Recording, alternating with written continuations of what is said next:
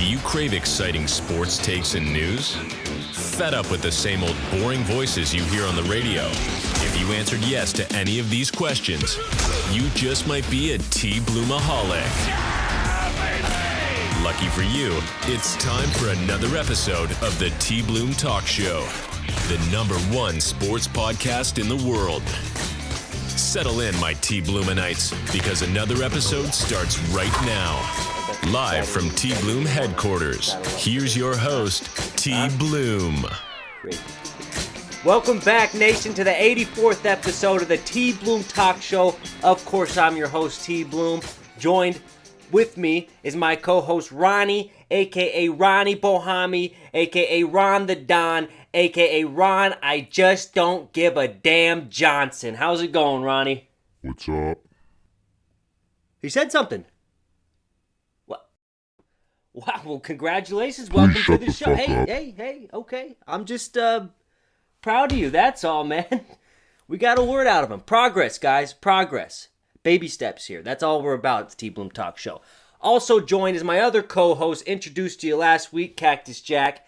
Cactus Jack is a plant, a cactus at that, and they don't have mouths or minds, so he will not be talking. But he is here in spirit. So welcome to the show. I got some exciting news to open up the show today. As you know, we have cut the corporate ties, which means the budget is tighter than ever. However, as you can see, I've been sitting in the same chair for about 5 years.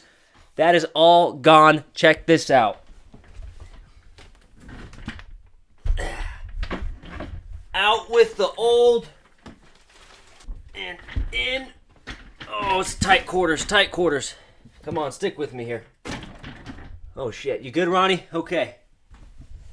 In with the new. Thanks to our friends at Lazy Boy, we have been gifted a brand new chair. Ain't that something, guys? Huh? We're on the up and up here at the Tbloom Talk Show, and we're going to get ready for the 84th episode right now. All right, folks, it is May 26th, a Sunday. Over here in Tacoma, Washington, it's 55 degrees and cloudy with a 100% chance of Tbloom coming your way. I like to kick off the episodes kind of in an interesting way. Today's May 26th. Let's go over some celebrity B-days. Today is Scott Disick's 41st birthday. Happy birthday, Scott Disick. For those of you who don't know, formerly married to Kourtney Kardashian, Scott Disick was, let's just say, a very interesting character on Keeping Up with the Kardashians. If you know, you know. If you don't, you don't. Happy birthday, Scott Disick. Moving on, if John Wayne were alive today, we would be saying happy birthday, John Wayne. He passed away in the 70s, however, his legacy still remains. Following that, Micah Parsons turns 25. The outside linebacker for the Dallas Cowboys will enjoy his birthday today on May 26th. All right. It is also National Paper Airplane Day. So crinkle up those paper airplanes and let them fly, I guess, guys. And it made me think when I saw that there was a time where I made my last paper airplane and I didn't know it was going to be my last time. Maybe I'll make one today. We'll see. But get your paper airplanes flying. It's also National Redhead Day for you red-haired people, you gingers out there. Congratulations, you made it. In more interesting news in the sports world, the Mavs versus the Timberwolves. Game 3 will take place today at 5 p.m. Pacific Standard Time. Mavs are up 2-0, hoping to go up 3-0 against the Timberwolves, which would all but finish that series. And the Timberwolves are in a tough place right now, I'll tell you what. They're coming back home, but if they lose this game, there is technically a 0% chance in terms of history of them ever coming back. So, big game for the T-Wolves tonight. You don't want to miss that. 5 p.m. Pacific Standard Time. In the MLB world, today's primetime matchup, we have the Chicago Cubs at 27-25 versus the St. Louis Cardinals, 24-26. That will take place at 4 p.m. Pacific Standard Time. Cubs try to snap a 3-game losing streak, losing one to St. Louis last night, while the Cardinals are trying to move on to a 5-game winning streak. So a very interesting matchup you got there. You got the Cubs, who are on the losing streak, Cardinals on the winning streak. Cardinals have a worse record than the Cubs. I mean, there should be some good baseball on there today, if you're interested in that. Some more tragic news in the PGA world. Grayson Murray, who died yesterday, it was supposed to be because of a sickness. He pulled out of the PGA event on Friday because of sickness. Has officially reported to commit suicide. So, very tragic death in the PGA world. Thoughts and prayers and condolences go out to Murray and his family. Just a very tragic situation. But we don't want to put this bad news and this bad aura over this Tbloom Talk Show. We're going to move on right away. But thoughts and prayers go to Grayson Murray and his family. Very sad circumstance. But on slate for today's Tbloom Talk Show, we'll go over Conor McGregor's future in the UFC and what I think his best route to maintaining his legacy will be. We'll also cover the Giants' offseason grade towards the end of the show and just how the NFL leaders, the executives, the chairmen, the CEOs, the VPs, all that have just been absolute scumbags this entire offseason. All that and much more coming to you right now on episode 84 of the Tbloom Talk Show.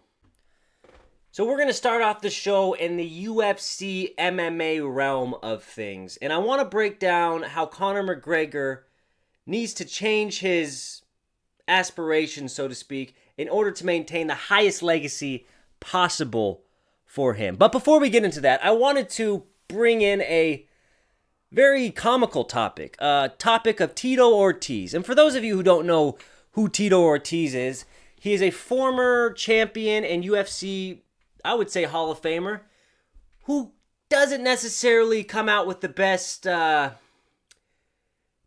product for himself. And I'll show you what I mean right here. We're going to switch it over to the face cam, and we're going to go onto YouTube, and I'm just going to give you a sort of a background of what Tito Ortiz is in the UFC and MMA community, for those of you who don't know. So all I did, as you can see here, was I just typed in Tito Ortiz talking. All I did was type that into YouTube, and then you can just see the plethora of videos of Tito Ortiz just talking. And it's not that he's a compelling speaker by any means, but let me just show you. So we're going to go and we'll do this one. Tito Ortiz, the wordsmith. Tito Ortiz is with the winner, the world's heavyweight champion, Fedor Emelianenko. All right, guys. I'm going to have my interpreter here for Fedor Emelianenko. Everybody had question of what type of heavyweight you were. You showed it once on Tim Sylvia in 38 seconds. You've done it again against Andre Arlovski in 3 minutes and 34 seconds. Let me tell you how you're feeling right now. Oh boy, here we go. Now, is it true you're coming back in the fall, though? That the fight will be in the fall? Yes, it'll be in April. I start camp probably around in the beginning of July. So, I'll have another long camp as always. But April? Yeah, I train 6 days, actually 6 days a week. 5 days a week, I'll train 3 days a week. One of those days, I'll train 2 days. Wow. Just saddle in, folks. Just saddle up right now. Lastly, Chuck feels like he stole your thunder, and this is sour grapes from you. It's personal because, in a way, you're jealous of him. How does hearing that out of his mouth fall on your ears? Jealous of him? This guy can't even put a fucking sentence together, man. Are you kidding me right now? He's reaching for those grapes. He's trying to make his wine, and the wine's already sounding like a violin with that cheese and wine. You see what I mean, guys? I mean, there's more. I mean, let's continue. Let's just see it. We'll see on November 24th.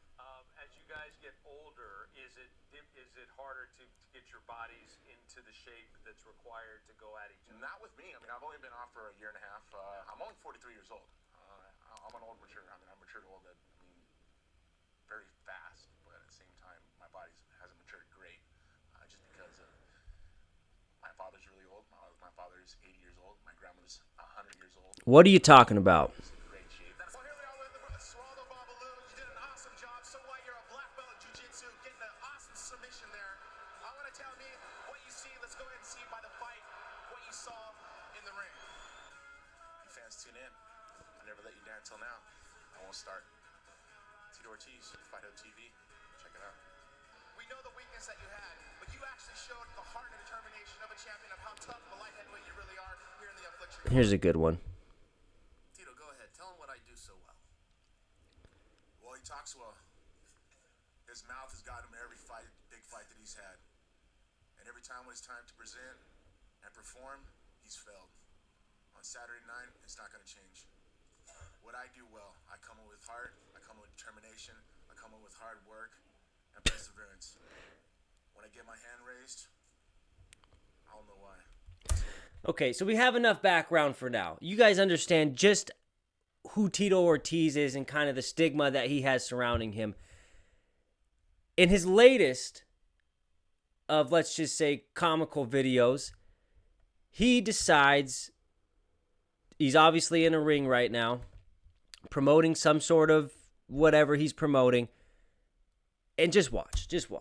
But just keep this in mind. This guy's he's already talking, he's already given his speech. He's probably fumbled on his words by now. And yeah, just watch.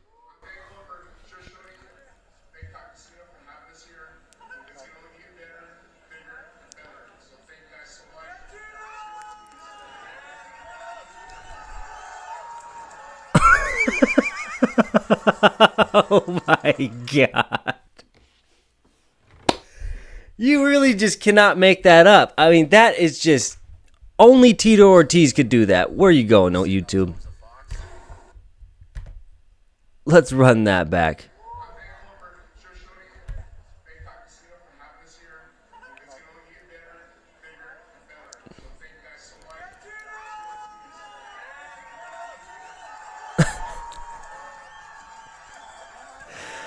Oh, talk about a guy who just cannot stay out of his own way. I just had to show you guys that. That is just comedy. Tito Ortiz. Let's switch back to the main cam. Oh, boy. Tito Ortiz, never change, friend. Never fucking change. All right, let's move into more interesting topic and a more fucking direct one. Conor McGregor.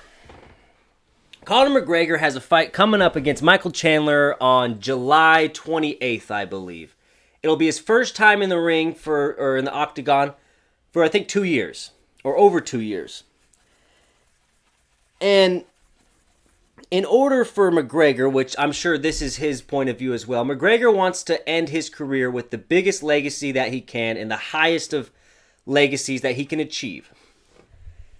In doing that, he needs to be competitive and he needs to still be active and fighting. And what he really needs to really solidify his legacy as one of the greatest to ever do it, he's already the greatest to ever do it in terms of box office and pay-per-views and just making money and really blowing up the sport entirely. He's already got that achieved. But Conor McGregor is a fighter and he wants to be known as one of the best fighters to ever do it, regardless of how much money he made and so what and so forth.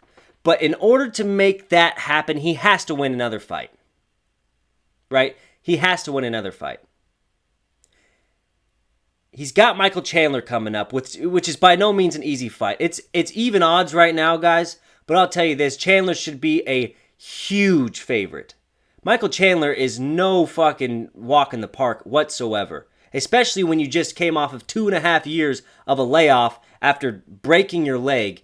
For that to be your first fight back in the octagon is absolutely, it's amazing. McGregor is, I don't know if he's insane. He obviously is insane, but that is just not the way you should be coming back. That's not the fight you should take coming back after 2.5 years off a broken leg. But nonetheless, he's accepted the fight and it seems to be underway. Let's say he does get that belt. He does beat Michael Chandler. Not the belt. He does beat Michael Chandler. He immediately becomes a number one contender for probably any belt that he wants.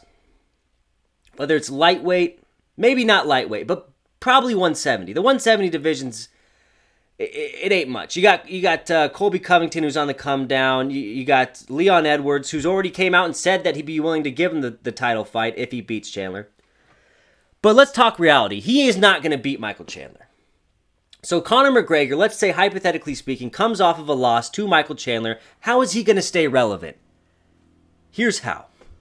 Instead of putting his sights on weight class belts, he needs to move his sight to the BMF Championship. Here's why. The BMF belt, after Max Holloway knocked out Justin Gaethje in the fashion that he did, the value of that belt has skyrocketed. Why is that? Well, now it has a lineage. Now the belt has a history to it, a competitiveness to it. It's also gained value in the sense of other fighters wanting it. Ilia Topuria came out and said, Max Holloway, if you want to fight for my belt, you better put up your belt, the BMF Championship. Now think about that. Why would a guy in Ilia Topuria, who just came off of winning the featherweight title against the greatest featherweight to ever do it, a guy who just completed and fulfilled all of his dreams he has ever wanted of getting that belt, he finally got it, and he got it by beating the greatest to ever do it in the weight class. Why is that not enough, and why does he feel the need to want to get the BMF belt? For one simple reason. It has value to him. He thinks it's worth going out, doing a whole training camp, bringing in Max Holloway, putting up his belt in order to accomplish, I guess, supposedly it's got to be a dream now, of getting the BMF belt. So there's direct proof that the belt means something not only to us fans, but to the fighters out there and the fighters at the highest of levels. Ilia Topuria can go on and defend the featherweight belt 3 times. Very easily. But he's choosing to set his sights and to set his preferences towards the BMF belt. The only way he'll fight Max is if Max puts up the BMF belt. Because, guys, at the end of the day, a championship is a championship. You still get the belt, whether it's a weight class or not. You still get to walk around with the belt around town, and you get to show it off to the girls and to your friends, and you get to sign autographs and have kids take pictures with the belt. It is still a championship nonetheless. And if this was back in the Nordic times with the Vikings and when they did raids, and after they came home and they had this big celebration, and if we're talking about people at the king's table, and we're using UFC fighter championships as the people sitting at the king's table, the BMF champion would have a seat at the king's table because at the end of the day, it is a championship. You are a champion of something, whether it's a 175 or 170 pound weight class, whether it's the 135 pound weight class. Now, if you're the baddest motherfucker weight class, it is still a championship and it still means something. And in the history books, they won't look at it as, oh, that's the BMF belt. That don't mean shit. They're going to look at it as, damn, that guy's got the BMF belt. He was a champion. And in Conor McGregor's case, if he is to go out and get that BMF belt, he would be the first ever. Again, he's already been the first to maintain 2 belts in 2 weight classes. He'd be the first ever champion to have, he'd be the first ever UFC fighter to have 3 belts by the time he's retired in 3 separate divisions. So there's my argument to why McGregor's legacy would be skyrocketed and it would be right at where he would want it to be when he leaves the sport entirely. It also means McGregor can pick and choose his opponents. Guys, the BMF, I said it once, I'll say it again, it does not have a weight class. It does not have a ranking system. It's whoever steps up and says, I want that belt, can get the fight.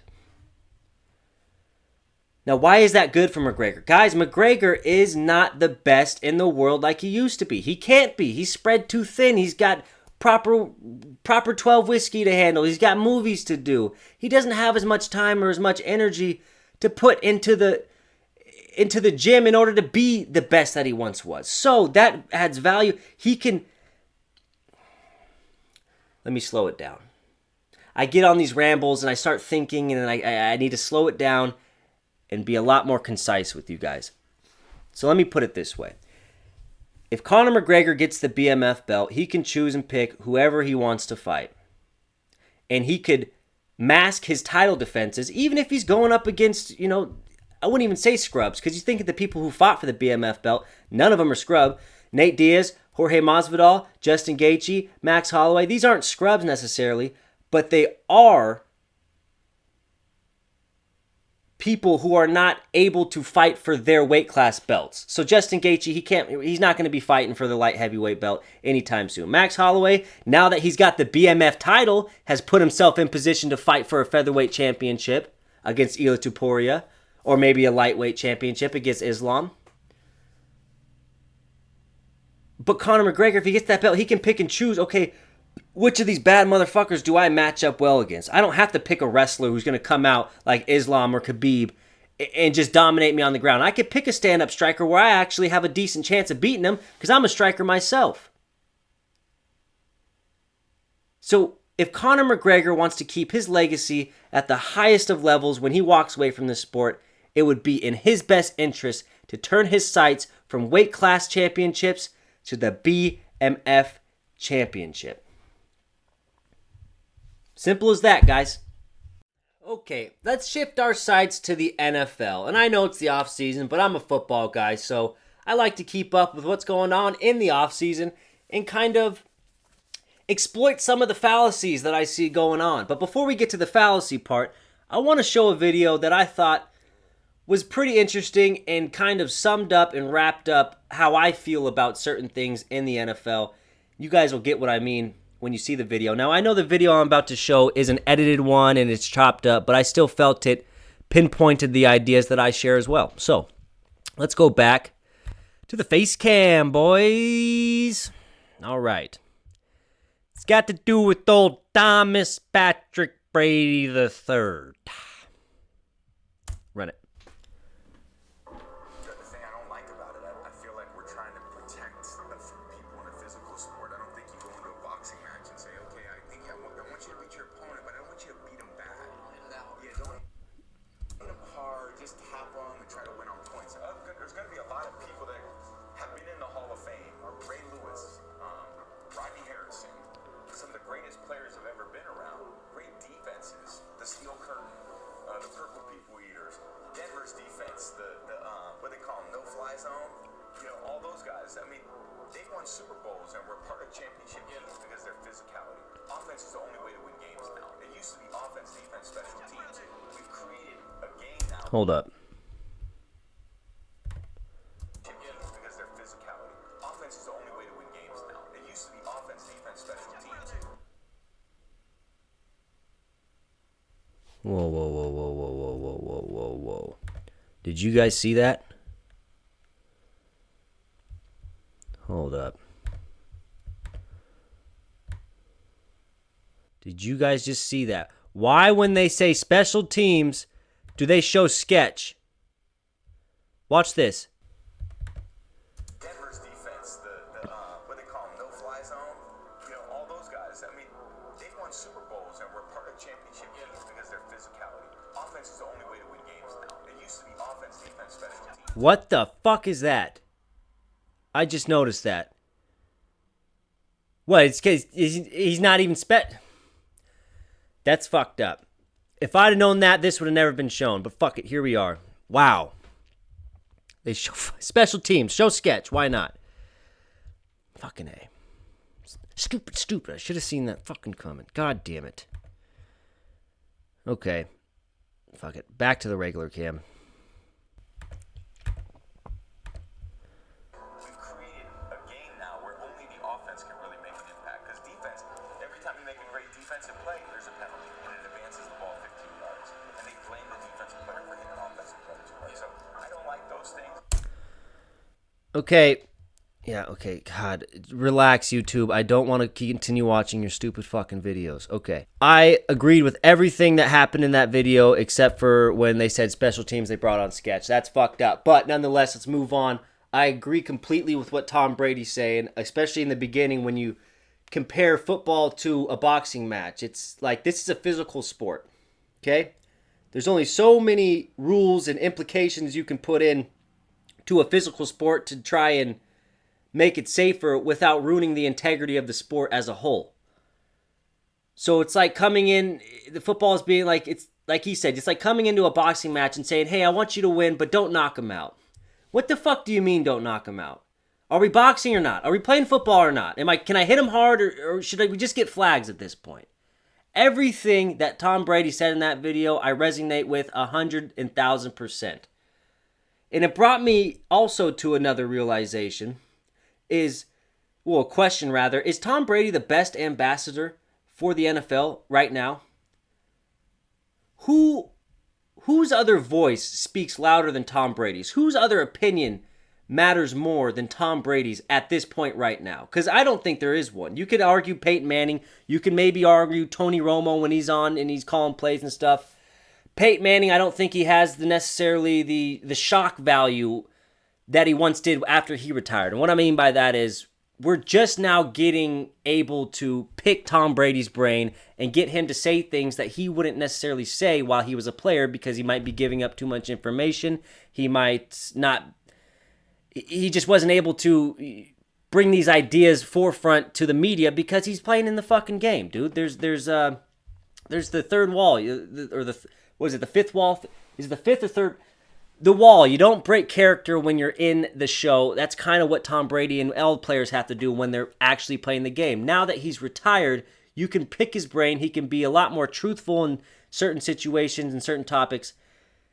Peyton Manning doesn't have that anymore. Once he retired, sure, we were just starting to get to know Peyton Manning. We're starting to see his ideas and stuff like that. He doesn't have that anymore because he's been out the game, and we kind of already know what Peyton Manning thinks. But now, Tom Brady's finally coming out and saying shit that he actually means, and we're beginning to see the real Tom Brady, so to speak. So I think right now, Tom Brady is the best ambassador for the NFL. And yeah, that's pretty much all I got to say about that. Also, I love the video. I love everything about what he was saying. NFL, we got to come to an agreement of, are we going to go flag? Because if we're going to eventually be flagged, let's just fucking start it now. Why delay the inevitable if that's the way you're going to go? And it also brings me up to the piece of shit execs and Roger Goodell and the vice presidents and everyone up top of the NFL and who make these big decisions that ultimately are ruining our game. The hypocrisy in it all. So, specifically, I want to talk about Roger Goodell right now. Roger Goodell is a big advocate for moving the NFL, dropping a preseason game and adding a regular season game. After we already added a regular season game. And after all these players have already came out and said, no, we do not need more regular season games. We're good. Our bodies can barely take what we got right now, buddy. And this is the same Roger Goodell that's a big advocate for player safety. Oh, let's change the kickoff because there's too many injuries. Oh, let's change it so where you can't lead with your head. Oh, you can't hit a defenseless receiver because we want the players to be safe. Then why are you adding a whole nother fucking game that increased the risk of injury, that puts way more damage on fucking players? Oh, is it because it makes you more money, Roger?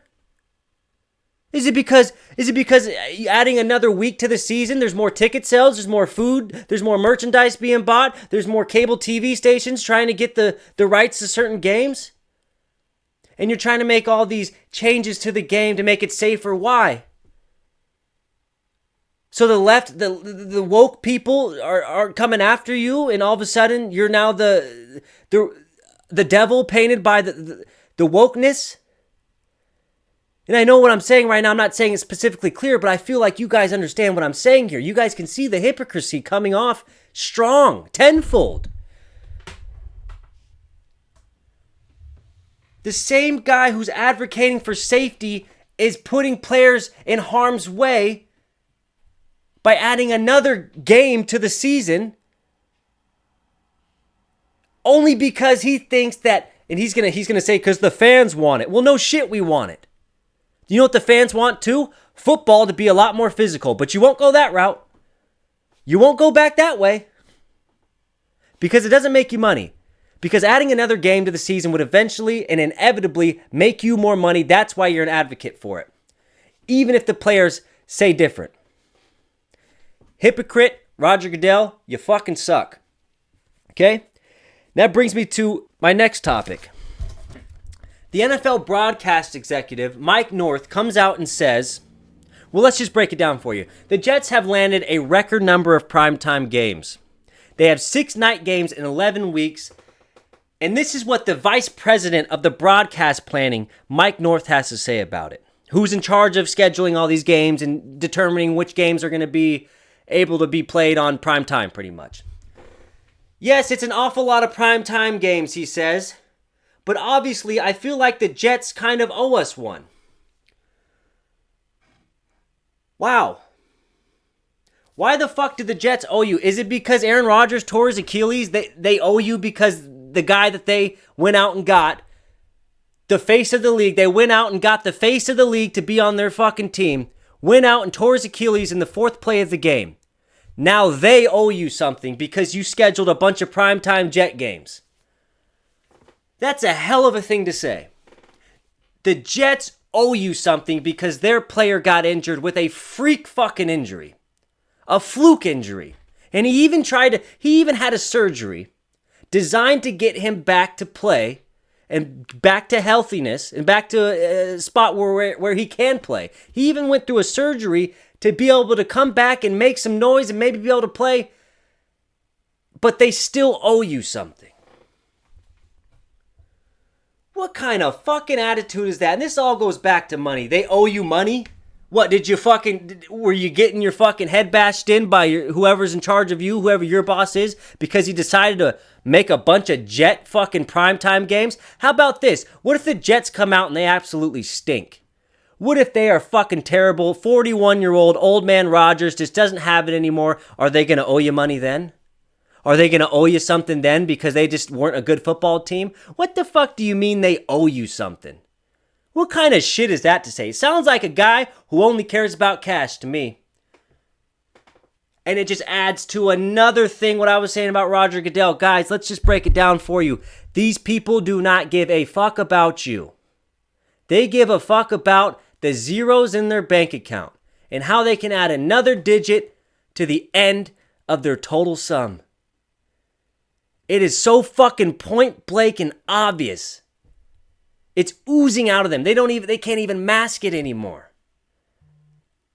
I feel like the Jets owe us something. Sorry, dude, our fucking star quarterback decided to tear his Achilles. I know, we should have took that out the script, shouldn't we? We should have fucking get the fuck out of here. NFL execs, do better because you fucking stink. I digress. Let's move on to a less intense topic. We're going to go over the Giants offseason. Now, I know this isn't the sexiest team to go over, but god damn it, they're the New York Football Giants, and they deserve Tbloom to give his full analysis on how they handle the offseason. You know how we do it over here, guys. We're going to start and break it down from top to bottom. We're going to start with what did they do to the coaching staff? Well, the most notable new hires that I came up with was number one, Carmen Briccio, an O-line coach. Now, Carmen Briccio was the Las Vegas Raiders O-line coach last year. He was one of Josh McDaniels' guys that he brought in, and we all know how that went. A fucking shit storm, shit swamped, burnt to the ground. So naturally, Carmen Briccio's out.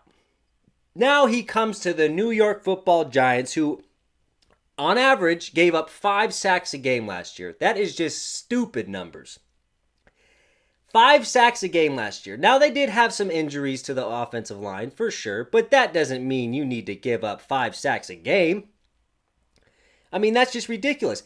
That was obviously number 1 in the league. Number 2 in the league was just 3.8 sacks per game. So that's just how big of a gap the offensive line for New York is between the rest of the league. I mean, it was just absolutely terrible. So, I mean, Carmen Briccio is known as a guy who can do a lot with a little, and he did that in Las Vegas last year. So I will give this hire to the O-line coach a thumbs up. You had to make some sort of change. You couldn't keep the same coach that gave up 5 sacks a game last year.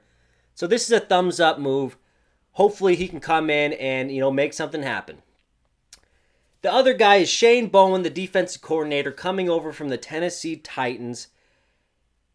From 2021 to 2023, he only gave up 89 rushing yards per game, which is number 1 in the league. So he's got a good rushing defense. Now, I don't think that was all due to personal or player personnel in Tennessee, because it's not like the Tennessee Titans are just stacked and loaded with player talent on the defensive side of the ball. It's got to be said that Shane Bowen probably came in and made something happen and was a good defensive coordinator overall. And he's also known as a very good red zone defensive coordinator. The Tennessee Titans red zone defense was second to none last year, and second to none when Shane Bowen was running the Titans defense entirely. So I like that thumbs up as well. Now this is where it gets interesting. Mike Kafka was upgraded from just the offensive coordinator to the assistant head coach. But this is where it gets interesting. Mike Kafka, and it's no news, Mike Kafka and Brian Doble don't necessarily have the best relationship. According to the New York Post, reporter Ryan Dunleavy said that they had a strained relationship between Kafka and Brian Doble.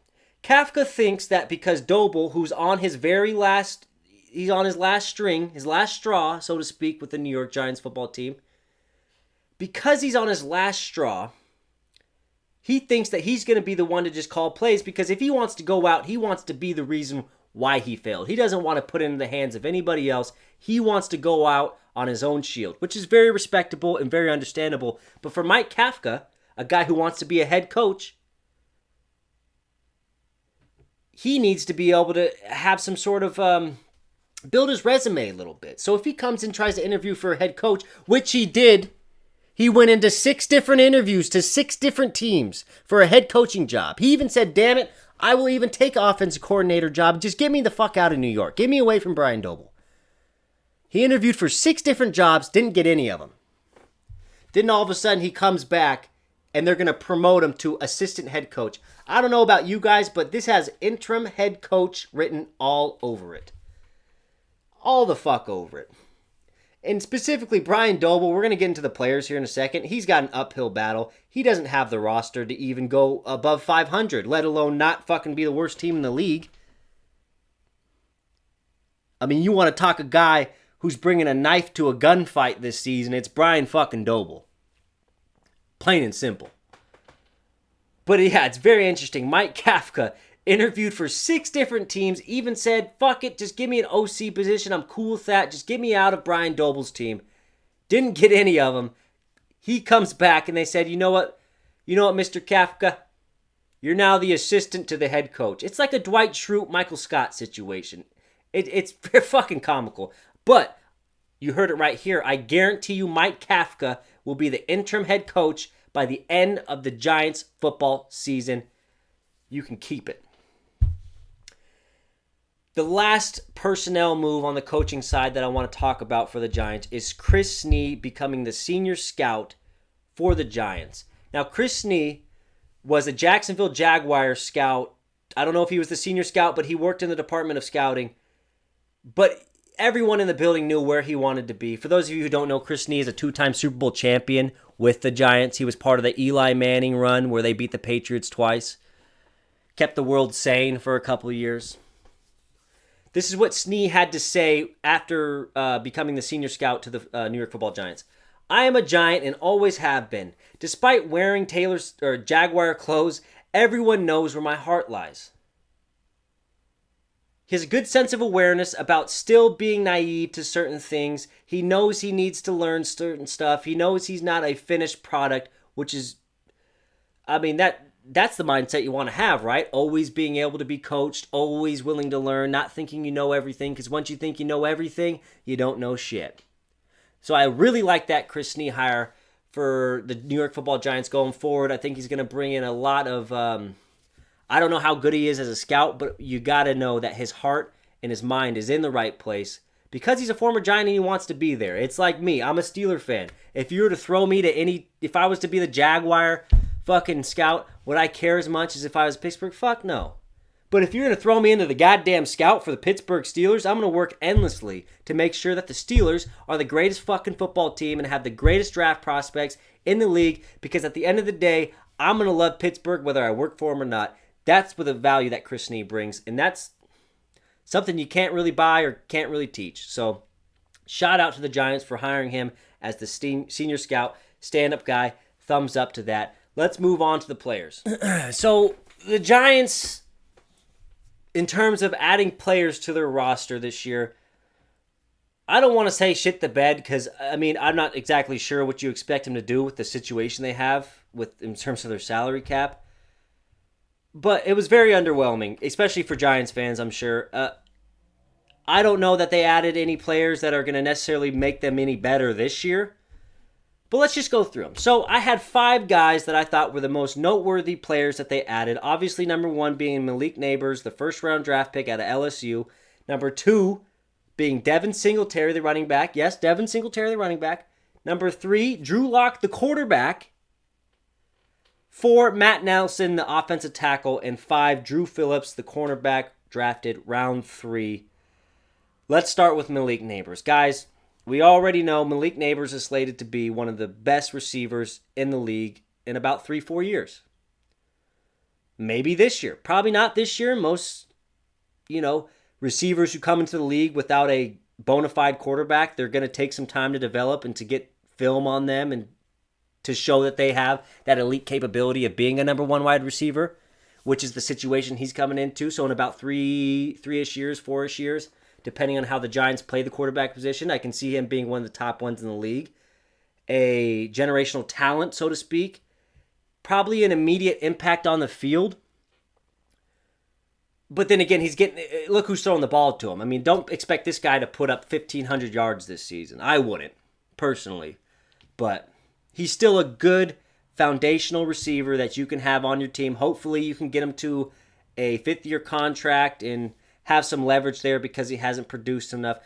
We'll see. But nonetheless, I like the pick. Malik Neighbors, you got your receiver, and this is a receiver room who needed help. I mean, Sterling Shepard has been slated as their number 1 receiver for like the past 3 years. Sterling Shepard's a good receiver, but he's not a number 1. He's barely he's a decent number 2. A decent number 2 if you have the right scheme, right setup.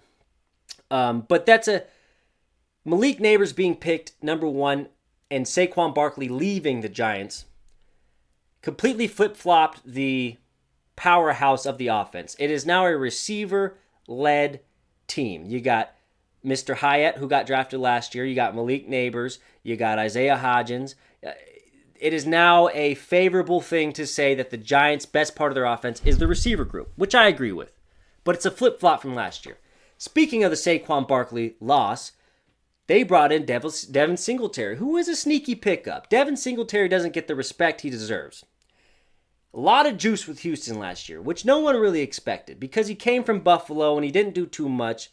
But I think that was all because of the scheme fit. Josh Allen's they're giving the ball to Josh Allen and they're making him make decisions. They weren't a running football team. They're a running football team, but they're not a running back football team. He averaged 4.2 yards per carry, which is pretty fucking good in the league.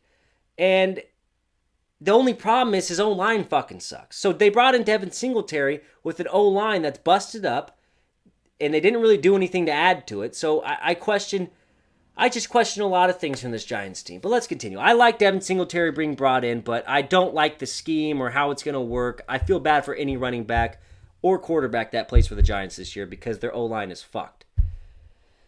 Okay, but this is the guy who I really want to touch on, who I think has probably the worst luck maybe in the NFL since, I don't know, Mark Sanchez.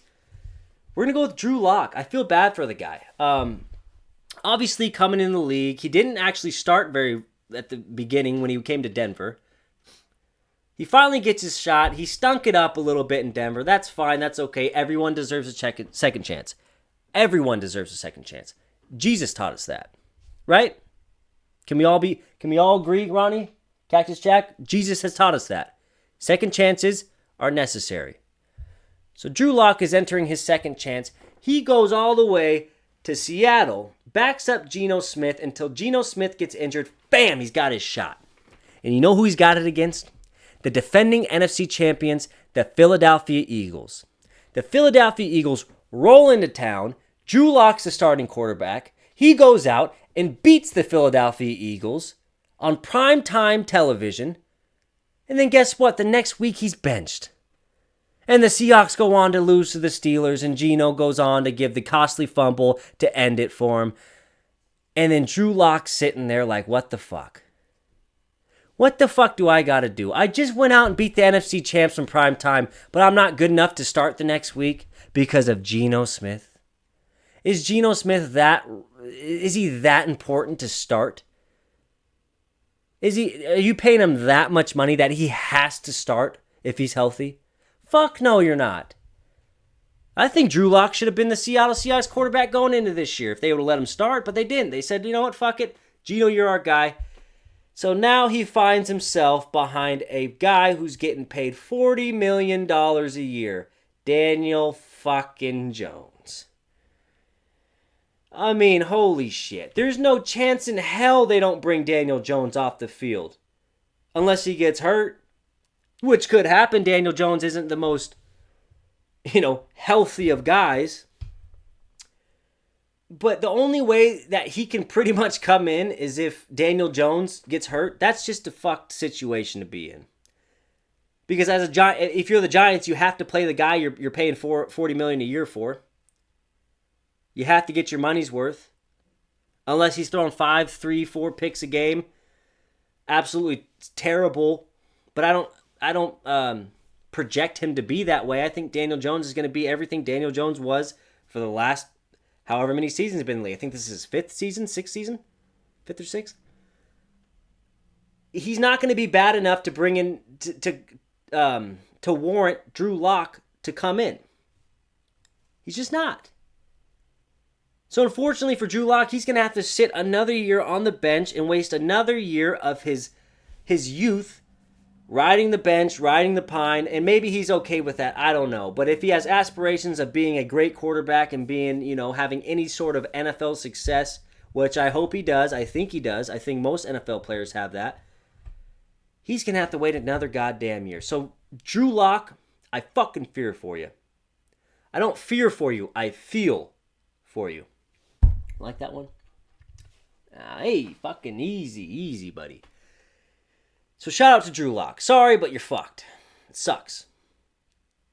I'd talk to Daniel Jones about it. Moving on next, we got Matt Nelson signed as an offensive tackle. Nothing crazy to sign, but god damn it, I had to have a top 5, and I didn't have much to choose from, guys. It was a team need. They signed an offensive lineman, so respect to it. 5th, Drew Phillips, cornerback drafted out of Kentucky, round 3. He's a team need because the corners on the Giants suck. The defense on the Giants is going to be their best part. They got a lot of good pieces up front. Linebackers, solid. But they need help in the secondary. So Drew Phillips was a good person to pick up. He's not necessarily your traditional outside corner. He's a slot corner. So they'll be able to... In today's game, slot corners have become so much more valuable because teams love to use their tight ends in the slot. And they love to just 5 wide sets. You need a good slot corner. So Drew Phillips made my top 5.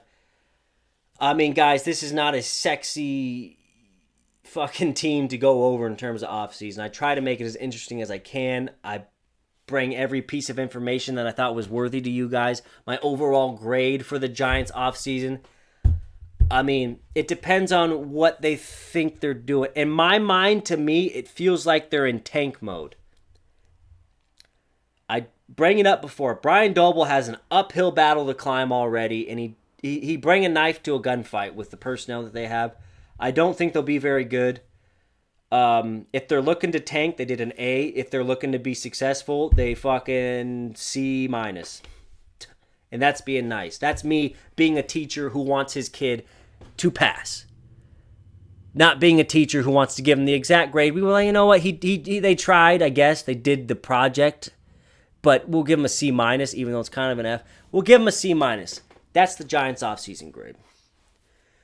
And I digress. Guys, if you haven't already, go ahead and follow me on TikTok at Tbloom Talk Show. Go ahead and, you're obviously watching this on YouTube, hit the sub button right below you. If you don't follow me on Instagram, it's at Tbloom Talk Show. Everything is at Tbloom Talk Show. We got the new chair. Ronnie finally spoke. Cactus Jack is back here having a good time. It's summertime. That's where he thrives. We gave him a pump of fucking, what's it called? The food. What kind of shit do you eat? Fucking, fertilizer. He eats fertilizer. We gave him a pump of fertilizer. He's happy. He's watered. We're all good to go here. Thanks for joining me on the latest episode. Thanks for joining me on the latest episode of the Tbloom Talk Show, episode 84, 16 away from 100.